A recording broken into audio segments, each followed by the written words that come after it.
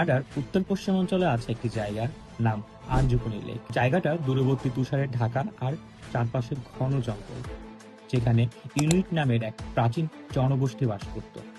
কয়েক শতাব্দী ধরে তারা শান্তিপূর্ণ জীবন কাটাচ্ছিল, মাছ ধরত, শিকার করত আর প্রকৃতির সঙ্গে মিলেমিশে বেঁচে থাকত।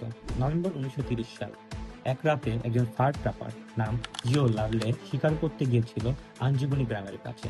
তিনি জানতেন এখানে প্রায় 200 জন মানুষ বাস করে, কিন্তু গ্রামে ঢুকে তিনি যা দেখলেন তা বিশ্বাস করার মতো না। ঘরগুলোর দরজা খোলা, আগুন জ্বলছে, খাবার হাঁড়িতে ফুটছে, বাচ্চাদের কাপড়, খেলনা, বিছানা সব জায়গায় ছড়িয়ে আছে। এমনকি মাছ ধরার জাল পানিতে ভিজে রয়ে গেছে। কিন্তু একটাও মানুষ নেই। পুরো গ্রাম যেন হাওয়া হয়ে গেছে। জিও লাভেলে আরো ভয়ের কিছু দেখলেন। গ্রামের বাইরে কিছু স্লেজ কুকুর অর্থাৎ হাস্কি ডগ শেকলে বাঁধা অবস্থায় ক্ষুধায় মরছিল। কোনো মানুষ যদি গ্রাম ছেড়ে চলে যেত, তারা কি এমন ভাবে কুকুর ফেলে যেত?